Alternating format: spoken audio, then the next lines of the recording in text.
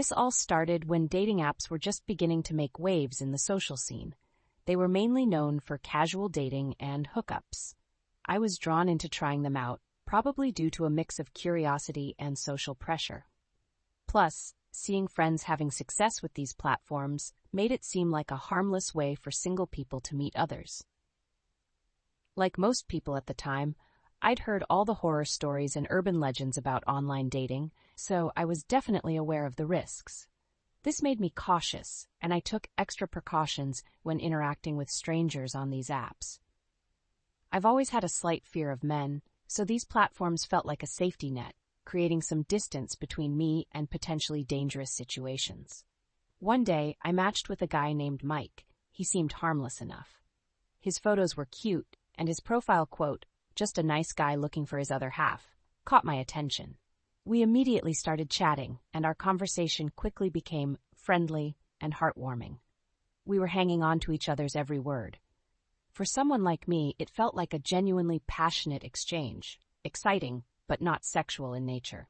It was just two people intrigued and eager to learn more about each other. He eventually asked for my phone number, and I agreed. Back then, texting was still a relatively new thing, and it didn't seem strange to exchange numbers for communication. We swapped a few texts, but things started to take a weird turn when he asked for my Facebook and Tumblr accounts. I hadn't mentioned either of those sites, and it felt strange that he was asking to see them.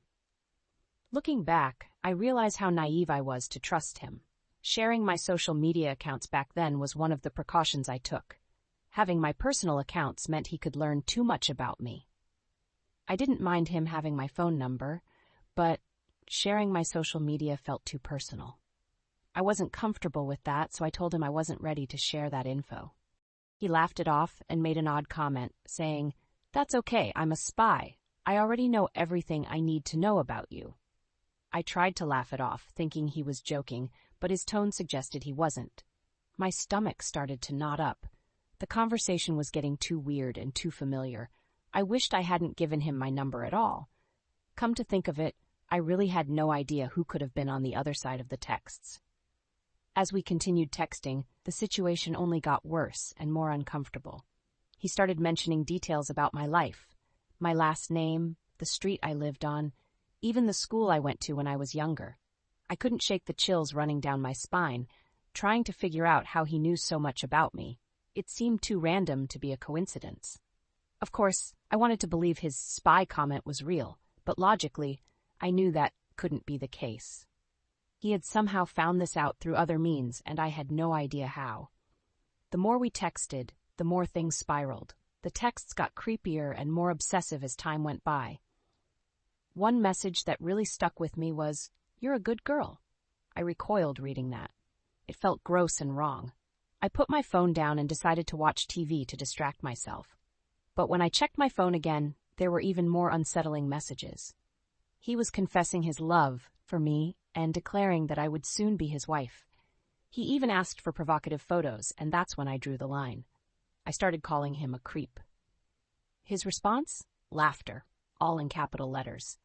I couldn't help but feel sick. I put the phone down again and went to bed, hoping to clear my mind.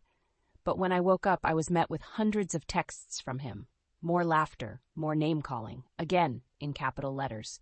It was terrifying and upsetting. I was just being bombarded with insults and ridicule. After blocking his number, he quickly switched to a new one, blowing up my phone once again. I blocked that one too, but the messages kept coming. How many phone numbers did this guy have? It felt endless. He continued to harass me for hours, then days. Finally, after a week of this relentless torment, I had enough. I contacted my phone service provider and changed my number, hoping that would stop it. Thankfully, it worked. I never heard from him again, and it proved that he wasn't some secret agent or spy as he'd claimed, just a creepy, tech-savvy weirdo. The whole experience was isolating, disturbing, and demoralizing. Months later, and I still can't get over the fear of him finding me someday. I learned a hard lesson that day.